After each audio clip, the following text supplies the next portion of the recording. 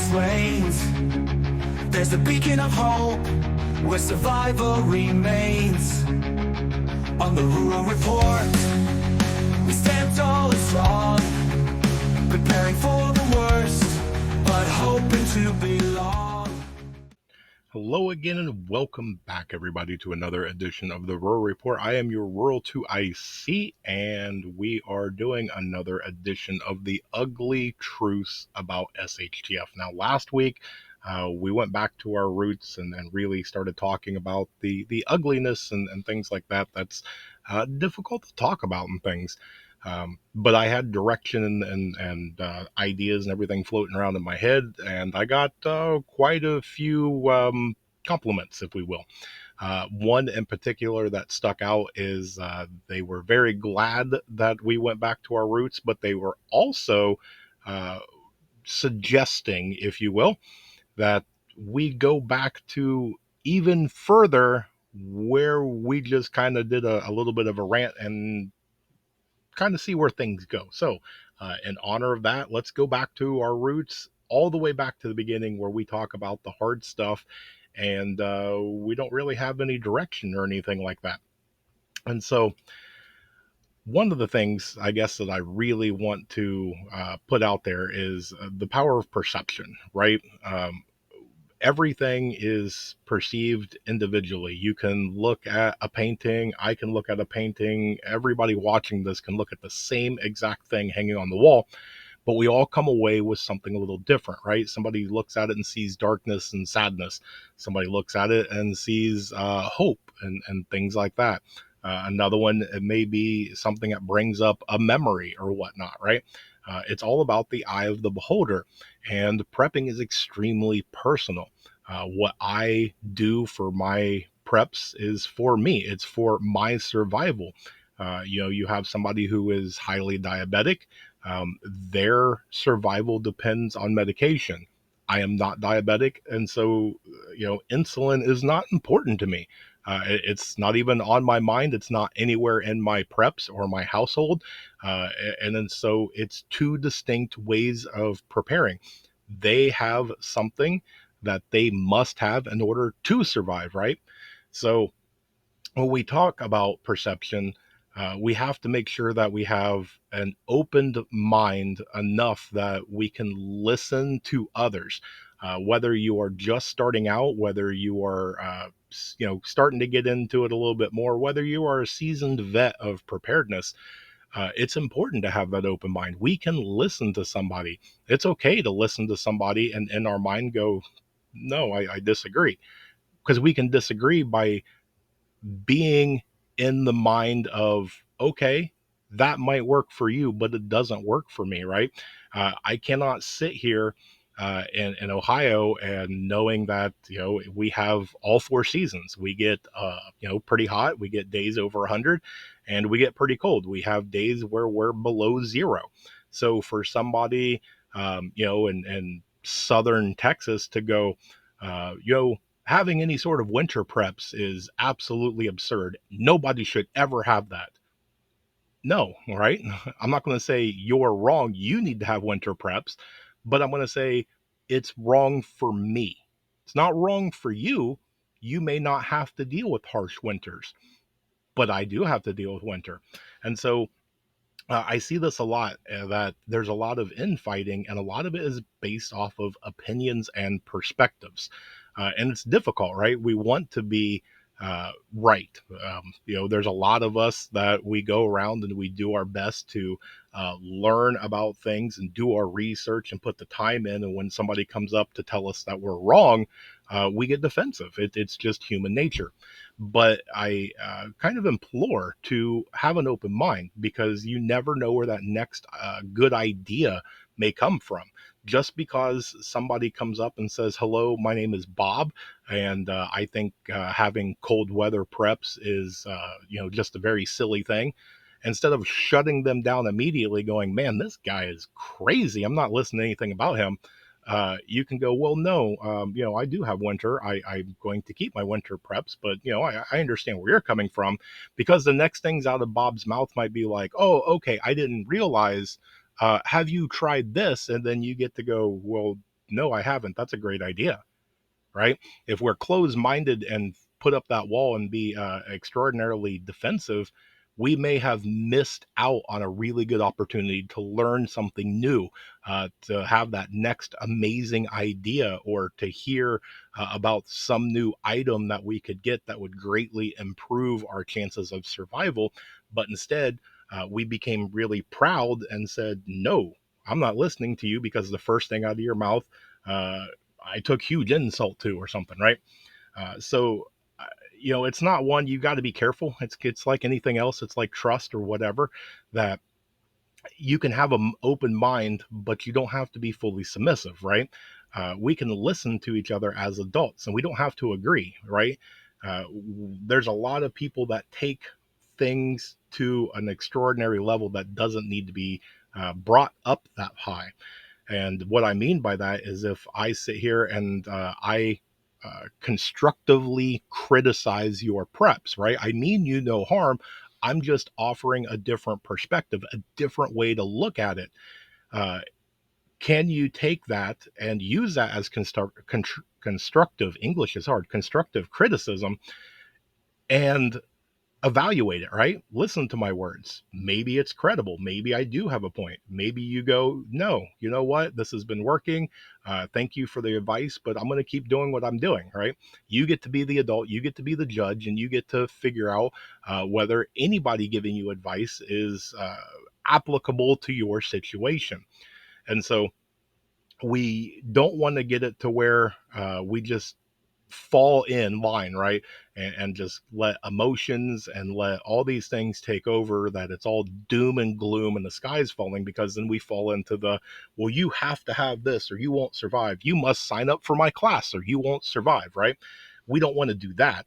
Uh, but we also don't want to do the extreme opposite. That's where I try and get people to listen. It's the same thing of having a group of people going, "Hey, I'm going to order a pizza. What's your choice of pizza toppings?"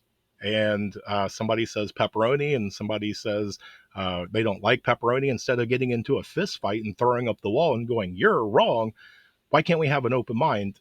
Why can't we compromise and be adults about things? Listen, why don't you take half? I'll take half. Problem solved, right? We're both happy. And but there's a lot of people though that, no, it's my way, absolutely my way. Prepping is this way because I do it this way. Everybody has to do it this way, and I think that's incredibly wrong. Um, but I think another thing is that as we go through and we uh, do our best to improve ourselves, right? We constantly are striving to gain knowledge, and through that knowledge, we gain skills. And with those skills, we're able to help ourselves and help, the people that's with us, our mag or our family. We can help them.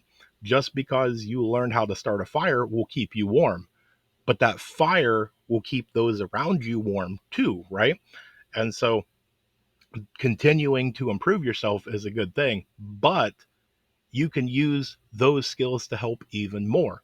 You can use certain skills that others may not be good at. You're never going to be good at absolutely everything. You can be really good at farming and livestock and things like that. You can also be a halfway decent mechanic and change some oil and fix some things and whatnot. You might be a good repair person where you can go through and use some tooling to cut some wood and patch a hole, or maybe do some plumbing or some other things. But you're not real good at medical, right? And you can listen to others and they're like, oh, well, it's just medical. Anybody can do it. And that's not true, right? We're all different. Just because I can do something doesn't mean that you can do it to my level. You can do your best, but some people are better than others, right? That's why we have things like world records and things like that, is because some people are just at the top of their game. And for me, if there's a guy that is a world record Olympian holding, um, let's say he's a runner, right? He's a sprinter.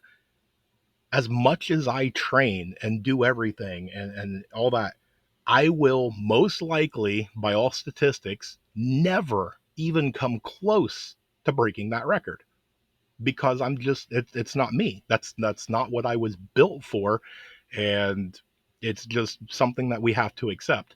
There is always going to be somebody out there that is bigger, stronger, faster, a better shot. Anything that we pride ourselves on, there's always somebody out there that's going to be better. And even if they're not out there yet, they're working hard on it. Most of the people that are in second, third, fourth place, they're looking up the ladder and they want to be up there. And it kind of goes hand in hand of whoever's at the top.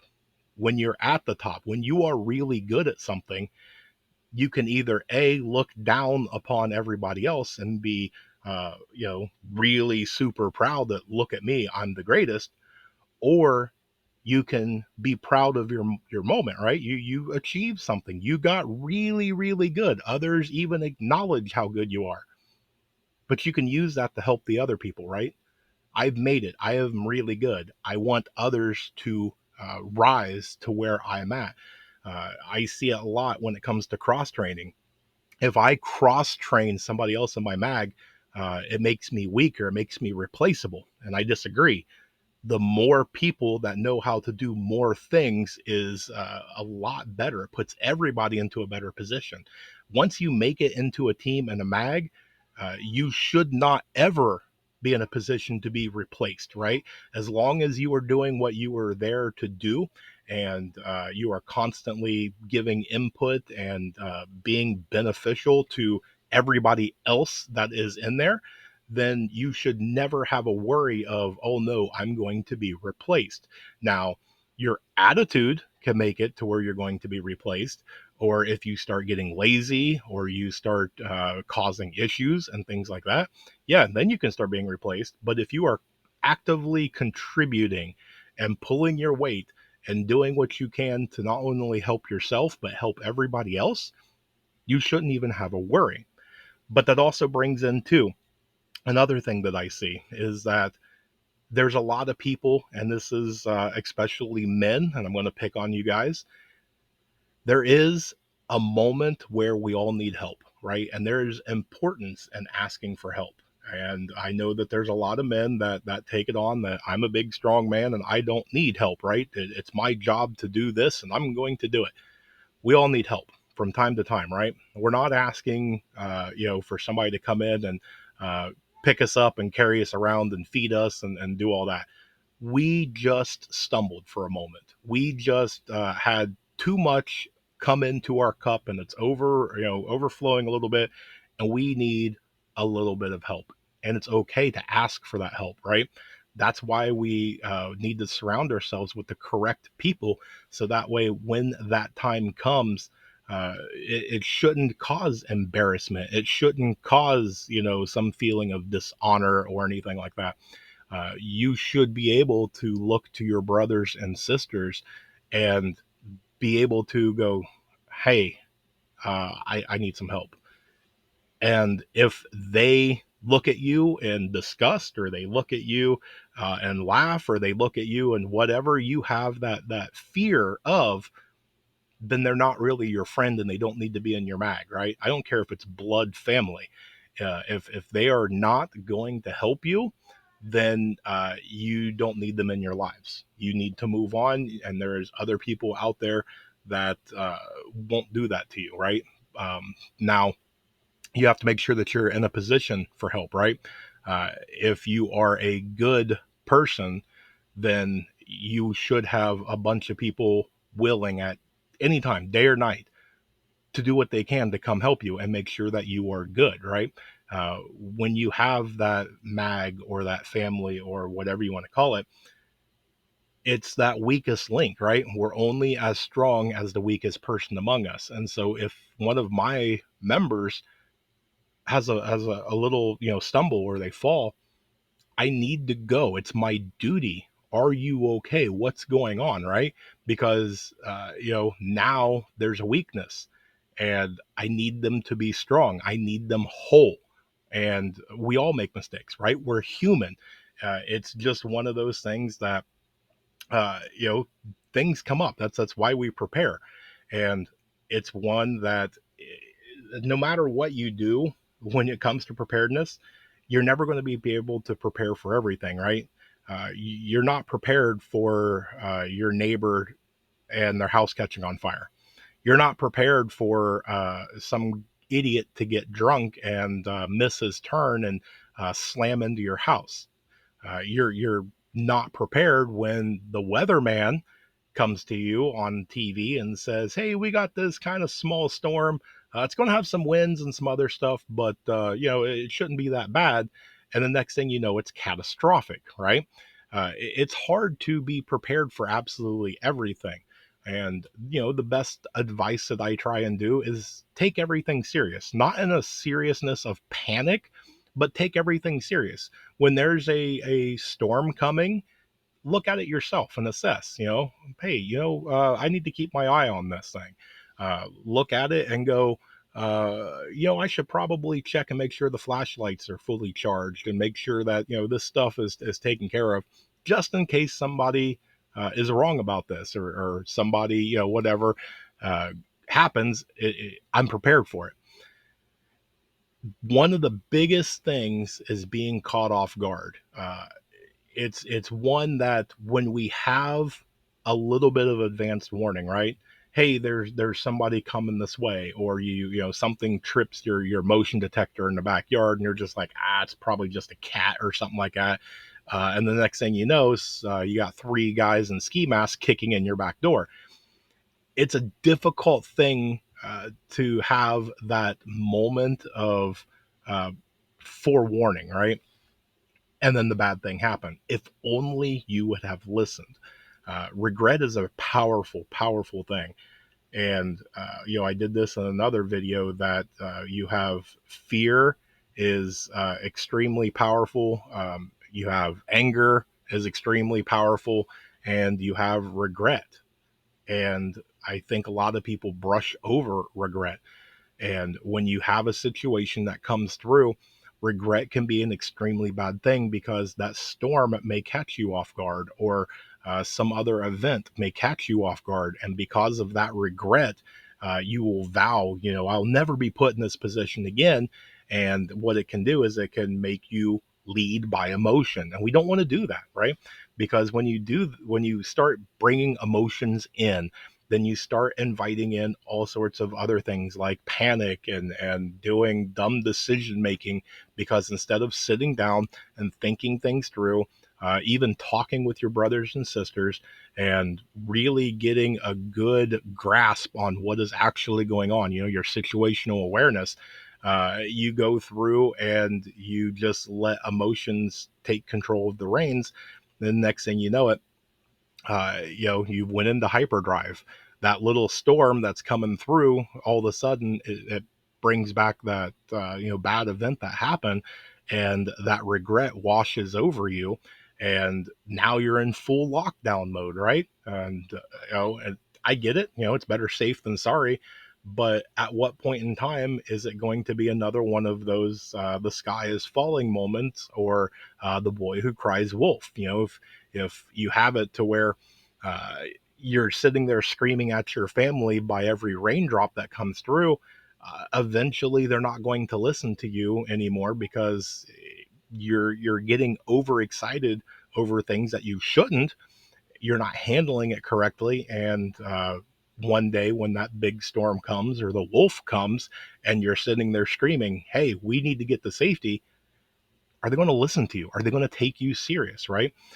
We have an obligation to not only ourselves, but to those around us, to be as mentally tough as we possibly can in all areas, right? We have to be able to uh, make tough decisions on our own. We have to be able to talk about tough things with others in order to make tough decisions sometimes.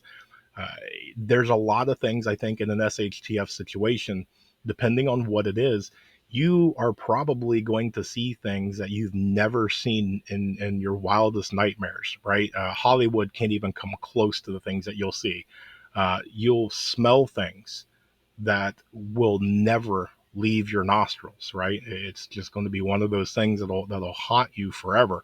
You'll hear things, right? You may even feel things or taste things. All of your senses.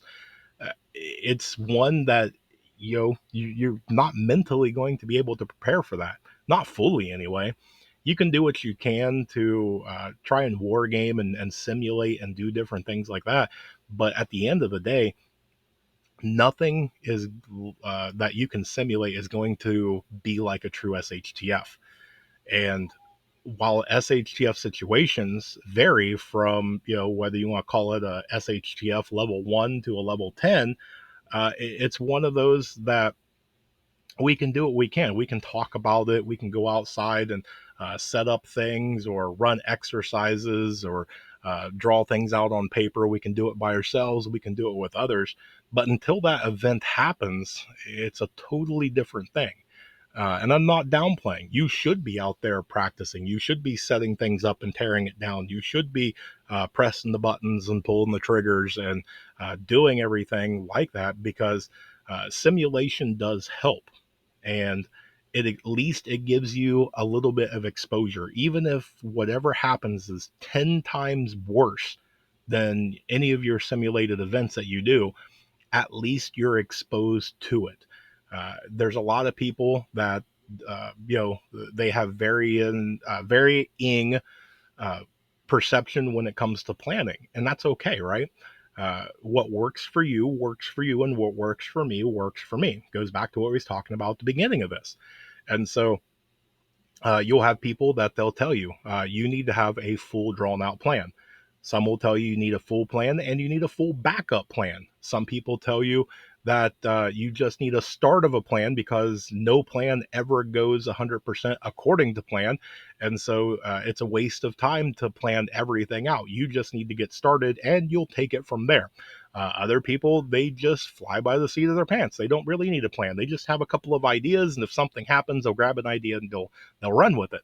Uh, and who's to say who's right and wrong, right? We go through and we have it to where our perception is, when we think about it, when we run it through our thought process, that idea sounds crazy.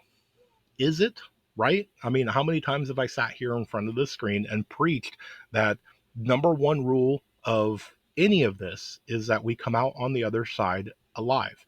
Survival. That's the whole key to this. And so it doesn't matter if your plan looks better on paper.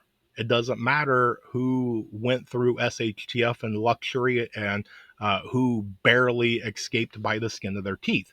It doesn't matter. As long as when that final bell goes, you survived, who cares, right? You made it. Now you can take and look back through history, and you can see your mistakes. You can see where you could do better, where others did better, and learn from them. Where others did worse, and learn from them. Right? We can do all that. Hindsight's 2020. But the big thing is it's the fear of the unknown. That's one of the biggest things that all of humankind has always struggled with. Is it's always fear of the unknown. We are a curious creature that wants to seek out the truth. We want to figure things out, and we'll do it by almost any means necessary. And sometimes some of those means is we just be making it up, right? uh, it's one of those that humans do. They do not like unanswered questions. They'll go about it in a scientific way. They'll go about it in a religious way. They'll go about it by exploration. Uh, they'll go about it by just purely making it up. And it's what it is. And so what we have to do is we have to figure out, when we are gathering intel and we are doing different things, what are we doing this for, right? What is the purpose of this? What's everything behind it? When you hear something in the middle of the night, what do? That'll raise a lot right there. It's 2 a.m. You're in bed, fast asleep. All of a sudden, you hear a noise and you're spring up like, what in the world was that? What is it that you do? Do you reach over and grab some sort of protection and sit in bed? You grab that protection and go find out what it is? Do you pull the blankets over your head and start praying? Um, that there's people that react to different situations in a different way. Some of it is natural, and that is a defensive mechanism, right? And that's that whole, when somebody comes like this and you shut your eyes and prepare your face for impact, that's a defensive mechanism. It's almost not at birth, but it's one of those that the body's trying to do its best to make sure that it's unharmed or as least harmed as possible.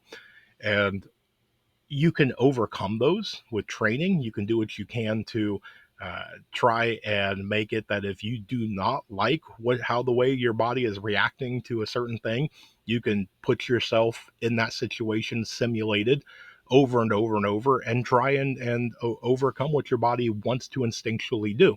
It comes back to things like active shooters and things like that.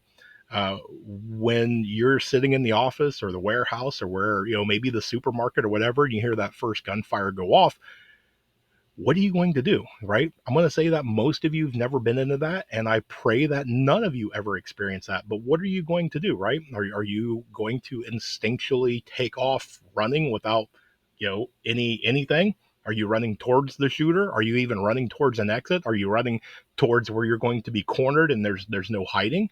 Are you going to freeze? Because either your mind went blank, or are you going to freeze so that way you can at least try and get some visual and maybe try and figure out what's the best next course of action? Are you going to reach instinctually for something and try and defend yourself? Some people, they instinctually run towards danger. Some people flee from it. Some people have no idea what to do, and they're a deer in headlights. And, the only way, if you don't know what you would do, is simulate it. Put yourself into a situation to where something happens and your body has to react without any thought. And you'll find out. Sometimes you may not be happy with the way that you do. I've been put in situations before, and I'm not embarrassed to say there's times that I froze. Right, I knew it was a simulation. I didn't know exactly what was going to happen and where it was going to happen, but there's times that I froze. What in the world just happened, right? And my mind couldn't process. There's times that something happened and it was right beside me. I wasn't ready for it being right there. I was completely caught off guard, and it made me kind of jump a few paces. It's just the way that I reacted, and you can either change that or you can accept it. Um, and it just kind of is what it is when it comes to that, and what it is that you are willing to do. Are you going to accept that that's the way it is? Are you wanting to change it? If so, how much effort are you trying to do it? Because there's a lot of people that have the different notions and different things that they're going to suit up like some Call of Duty video game, and they're going to run off and be the hero of the next apocalypse. And I'm telling you, most of us are not prepared for that, right? I would say that there's a decent amount of you that's probably in where I am. What it is you have training, you have the tools necessary to defend yourself, and backed into a corner, you will not hesitate. You will do what needs to be done. You don't actively go out and try and seek that out. You want to steer clear from it as much as possible. But the fact of the matter is, I want to do everything that I can now not to even get into that situation, because if I have to pick up something in defense, then something's failed somewhere miserably. And I don't want to be put in that position, right? It's not where I want to be. I'm not going to enjoy it. I actively try and stay as far away from that. I hope to never do anything other than train for it and talk about it. That's it, right? Anybody who actively wants to do that, I don't even want you on my team. But it's my opinion. Maybe you want them on your team. So, but this has gone on long enough. So if you've made it to this far in the video, guess what? You rock. We're trying to keep it to where these go about 30 minutes, because we are making this the podcast of the ugly truth about SHTF.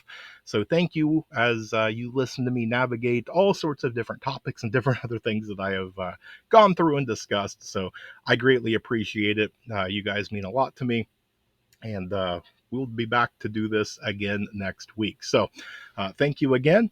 And I hope you guys have an amazing day, a blessed day. Stay tuned because there's more information to come. And with that, please remember, remain united because we're all prepping in this together.